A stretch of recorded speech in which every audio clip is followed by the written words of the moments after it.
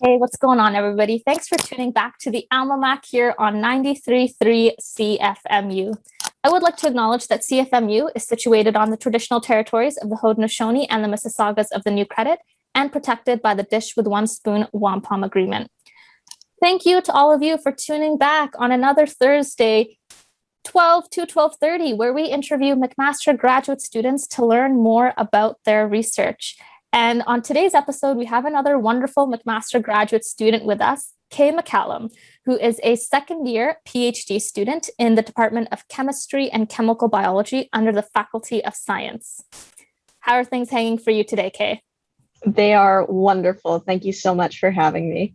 Good. I'm happy to hear that. And I'm happy to dig more into your research. It was really interesting. I know we were talking about this in the little preamble or pre-interview, but to kind of learn about your research and how it intersects chemistry and art conservation, which is something that I wasn't aware of. Yeah, it's actually a pretty big and important field, but it's one of those fields that you don't really get to hear about like at all when you're in school. It's only after you're out of school and you're like, oh, I wish I could have had this job, that you finally find out about it. Oh, absolutely. I feel like that's true for this field and also for other careers as well. They're just not salient to us as university students. It's only once you maybe meet somebody who works in art conservation, it's like, holy, like this would have been incredible for me to go into. Yeah, it's actually a little disappointing, I think, that a lot of these careers aren't really put out there. But one of the things that I find really important about having these opportunities is that it really does appeal to the people who like working at the intersection, who want to be on the history side and the chemistry side. Like in undergrad, I was both a liberal arts kid and a sciences kid. So having the opportunity to do something that works with both is very important to me. So. And when you studied that intersection in undergrad, is that what led you towards your graduate studies? No, actually, my supervisor did some work in this field and just based on my background offered me the opportunity. So I was actually going to go full hardcore science and say goodbye to my fond dreams of history. But she was able to lead me down this path and give me this opportunity. So yeah, it's always interesting, but also really true how much serendipity affects our life or career trajectories, just out of chance or by luck, how you get involved, whether it's to volunteer, and it's just kind of sets your stage for the rest of your career. And I think it's something I sometimes don't acknowledge as much.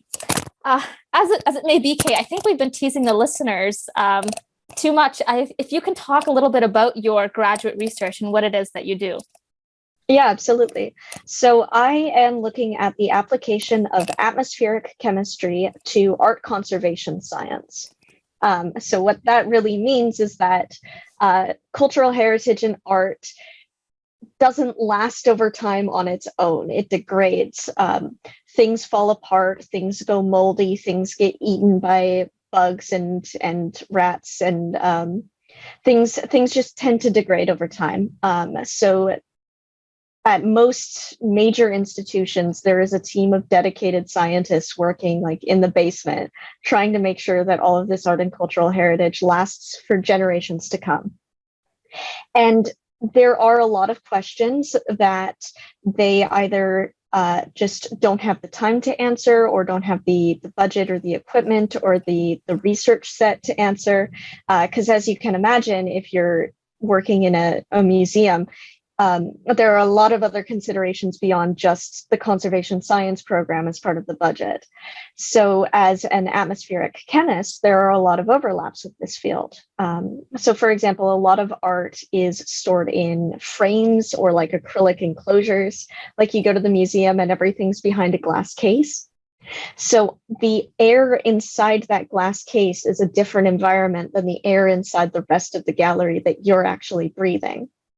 And if the art inside the box is going to interact with any pollutants or any light or humidity in the box, it's going to be a different environment. So we need to study that separately. So as an atmospheric chemist, I can go in, research these indoor environments inside these enclosures, the same sort of way that I would research like an indoor environment inside a house, or using the same techniques that I would use to research outside environments, but just apply it to the context of objects instead of climate or human health concerns.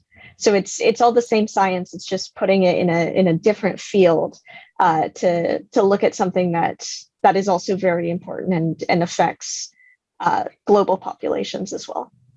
Yeah, Kay, admittedly, I wasn't aware of how potentially volatile the environments can be within the museum environments. You have to worry about what I imagine, temperature, humidity, and as you mentioned, regular decay, mold, things breaking down. And I think that's so interesting how there is a team of dedicated scientists to preserve these artifacts of cultural heritage. Yeah, I don't want listeners to get too concerned that like tomorrow all of the art around the world is going to completely degrade, because this happens on a very, very long scale. But it is really, it's a weird science because it has a lot going on with it, but it also preserving things has gotten a lot easier over the years. But as we've also had new types of art, new challenges have also emerged in trying to preserve them. So a lot of like new materials coming out all now need to be researched. And in some cases, it was a little bit easier when everyone was just doing oil painting, because once we got how to preserve oil paintings unlocked, we were golden. And now everyone's using strange plastics or found objects or new art technology, which is weird to say. But most of the major things like light, heat, and humidity have been pretty well controlled. There are still a lot of things that we don't know, but it's not like things are going to break down tomorrow, which is thankfully okay. And Kay, are there any specific materials that you look at in your own research? Yeah, so I actually started looking at acrylic paints. So these are a new technology in the art field. They were developed in the 20th century, and most of the listeners may have had the opportunity to actually use them because most poster paints or tubed paints are classed as acrylic.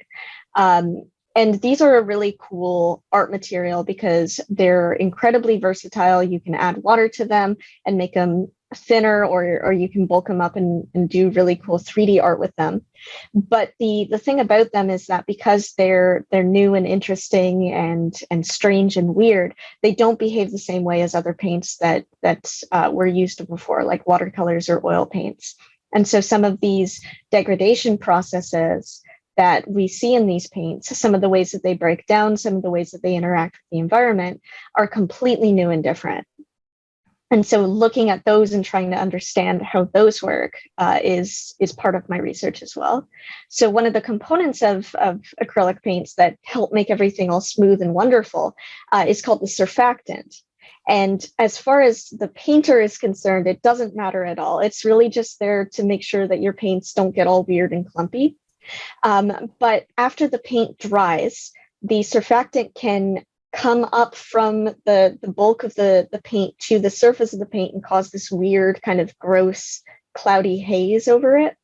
If you've ever also been in like a bathroom that gets really humid and you've seen like those yellow streaks that go down the wall, this is also surfactant coming to the surface. And so it kind of looks a little bit gross, and it's not really something that you want to see on the surface of like a Warhol painting or something in a museum. But the other thing that happens is that it will react with light and degrade away. And so if light hits the surface of this painting, you're losing all of this original material. And we have no idea what that's going to do long term for the painting. Hopefully everything's going to be okay, because it shouldn't really affect the paint film after the fact. But at the same time, it's probably something that we don't want to happen long term, or at least we want to understand it better.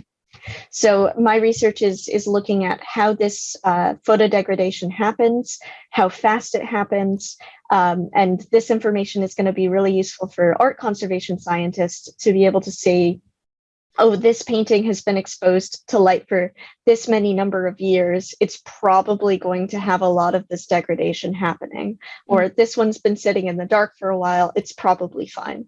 Okay, so almost creating these guidelines Yeah. for wonderful.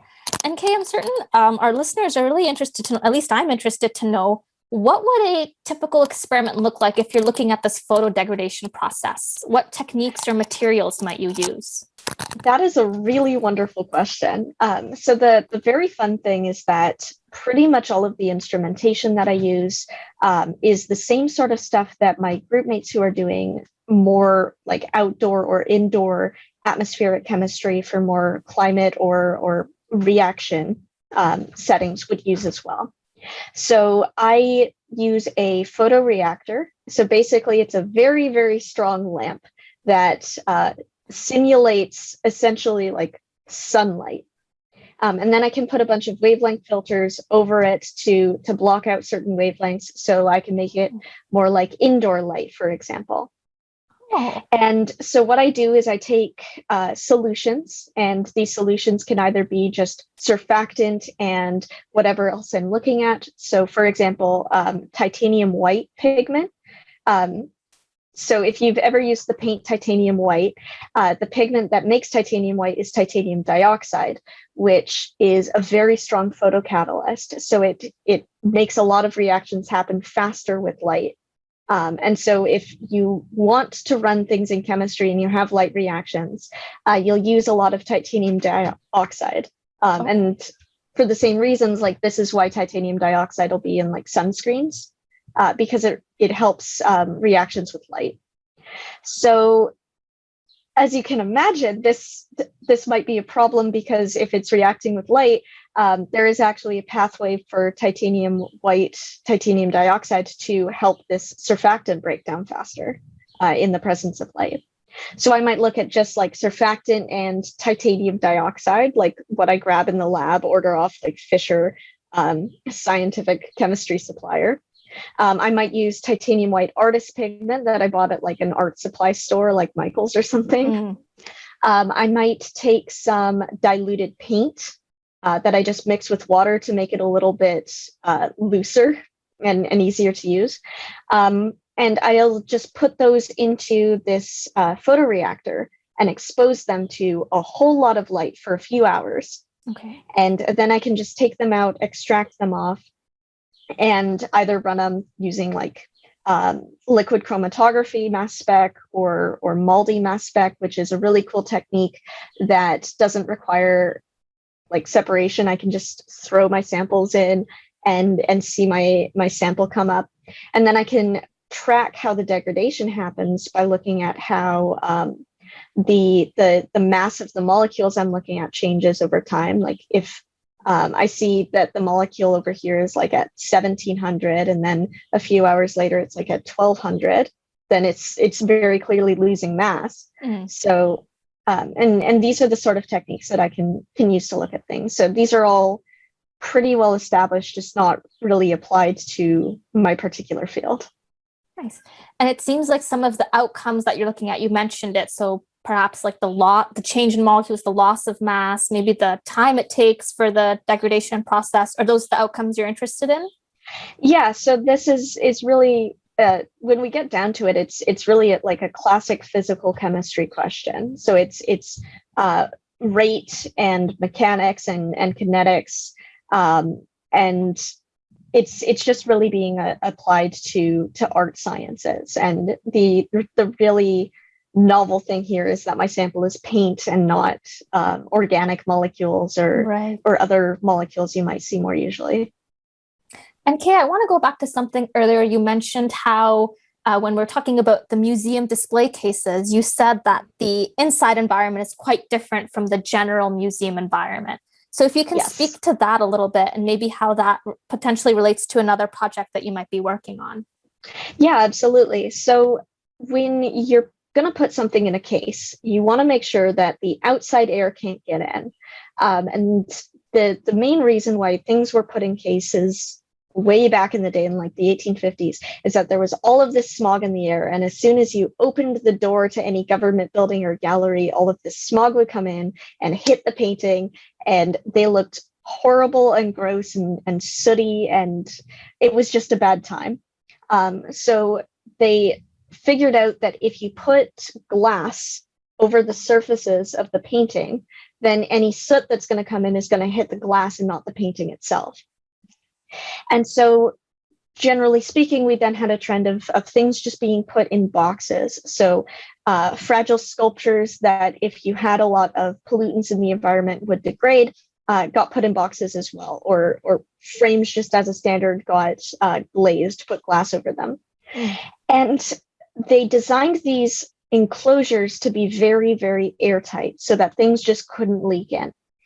The thing about that is that if you have a very low air exchange rate, then the air inside the box over time will have different processes. So like the surfaces that make the box might emit molecules and gas phase molecules into the box. The stuff inside the box may do the same thing. Things may hit surfaces inside the box and deposit onto them. They might react away. And all of this is happening in a discrete, separate location from the rest of the room, because you're not really having any exchange of the air between the box and the gallery at large. So these environments in art conservation, they call them microclimate enclosures, because they develop their own tiny little climate, as it were, inside the box. And so these are really important to understand, because you can take the conditions of the gallery room and that's all well and good, but that's not the conditions inside the box. So it's really important in art conservation to keep an eye on what's going on in these enclosures. And so they will monitor for a lot of gas phase pollutants, so a lot of stuff that you might be concerned about outside. Ozone, for example, is really big in art conservation. You might have heard of sulfur dioxide and NOx as pollutants as well in like outside atmospheric chemistry. And then there are some indoor pollutants as well that they're concerned about, like acetic acid and formic acid. So we really monitor for all of these. And there are a couple techniques that are used to do this. And one of them is a passive sampler diffusion tube, where basically you just throw this tube into the box, and at the bottom of the tube, there's a little disc that has been made. There on the disc, there's we put some sort of chemical on there that is specific for what we're looking for, so we can do targeted analysis. So for example, formic and acetic acid, you might use potassium hydroxide, so you can do an acid-base reaction. And then air will just diffuse down the tube very naturally, like you're not doing anything, you're just leaving it in the box. And after a while, you can take the tube out and see what's stuck to the surface and get an idea of these environments. But there may be some biases in this analysis. So we are looking to see if we can correct those. So for example, if certain reactions can happen where we think that everything is corresponding to, say, formic acid, but we actually have something that is depositing onto the surface of the tube that is not actually coming from formic acid, but it's reading on the instrument as formic acid, then we might be overshooting our analysis. So we're looking into to really seeing whether or not things like this are happening, and if so, like, can we make conversion factors, correction factors, that sort of thing. Okay. So very classic analytical chemistry question, just art. Yeah, absolutely. And just the attempting to increase the accuracy to better detect. Yeah, that's wonderful. I was reading a little bit into why these microclimates, these microenvironments you're describing, why they might even have an increase in formic acid and acetic acid. And I was reading that it might, in fact, be some of the display cases, like particularly the wooden ones that emit these molecules. Yes. Is that okay? Yes, absolutely. And it's actually a big problem. So wood and wood products. So for example, like oil tempered hardboard or pegboard, medium density fiberboard, MDF. If you've ever had like IKEA cabinets and they're sort of kind of like wood, but not actually wood, they're going to be made of MDF. All of these materials are really fantastic. They're really easy to use. They're cheap as far as materials go. Like wood isn't that expensive. MDF is very, very cheap. They're easy to work with, easy to build with. You can paint them. You can do a whole lot of other things with them, but they will give off a number of emissions. And so it's a really well-known, well-documented problem in art conservation that if you have a wood box, you are going to have formic and acetic acid buildup inside that box. And so you might ask, well, why doesn't everyone just not use wood anymore or not use MDF? And that is a great question. And the answer is, unfortunately, an equity issue. Because if you get like an acrylic box that won't emit anything, it's beautiful, it's super stable, that's all well and good, but an acrylic box may cost you $200 for like a single box. Whereas if you go to like Home Depot and you just buy a bunch of wood, you could outfit a whole number of objects with boxes just with wood. And the other thing that you have to remember is that the large amount of objects in any given collection are not actually on display at any given point in time. So for example, if you go to the Royal Ontario Museum, the ROM, and you see all of these art pieces available inside the galleries there, most of their collection is going to be actually in the basement in storage. And so you're not going to be putting down $200 a box to store materials, because you have too many of them to do so. So you're going to be putting them into wood crates. And so really what the question has been in art conservation is not replacing the materials, but how best to work with what we're already working with. So if we're going to be developing new techniques or researching new things, at the forefront of everything is that things have to be cost effective. Things have to be equitable. You can't just introduce a new like $20,000 technique into the field, because then nobody's going to be able to use it. Excellent point. Excellent point. I'm also thinking about the debates that might occur in the art history world about which paintings get the acrylic blocks versus wooden blocks. Mm-hmm.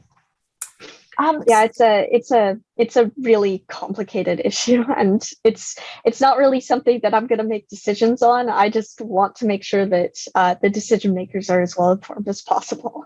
And if you want to talk about that, informing decision makers and perhaps informing guidelines and recommendations, what do you hope are the ultimate implications of your research? I hope that as far as things go, we have a better understanding of how these reactions work. So a lot of these questions are very useful to art conservation research. So if you really understand what your data is, you really understand what the reactions happening on an object are, you can better determine how best to preserve that object, both on a storage level, but also on a display level. Because the main thing here is that I'm very much of the opinion, and I think pretty much all art conservation, art curator people are on the same mindset, that art is public, and art is a public good and also of public importance. Because every culture has cultural heritage, and cultural heritage across the board should be preserved. And people in the future should be able to see and interact with the past and with their own cultures from the past as well. And so it's of real importance to make sure that stuff lasts long enough for people in the future to see it. So as far as my research goes, I want to fill in these gaps that currently exist in the art conservation science community, answer these questions that as an atmospheric chemistry research lab, we're really well equipped to address, and just help better inform the art conservation community. And so this can be by doing these small physical chemistry or analytical chemistry experiments, doing experiments to help fill in data for modeling the environment in microclimate enclosures, so that you can just put it all into a computer and see how things are going to react before you even build a case. Looking at materials testing, see how they're going to react, if they're safe to use or not safe to use. All of these things are going to be very important and will just lead to better display, preservation, and storage of art and cultural heritage to come. And what important work that you're contributing towards, Kay. Incredible. Thank you. Okay, Kay. So during the pandemic, some individuals have either picked up or continued some delightful hobbies. So I'm curious if that's been the case for you. Yeah, so my roommates are really wonderful, and they've bullied me a little bit into going on some bike rides and hiking adventures. So I've spent some time out on the Hamilton trails, which I found absolutely beautiful. And that's been really helpful, just actually getting outside and moving around and doing things.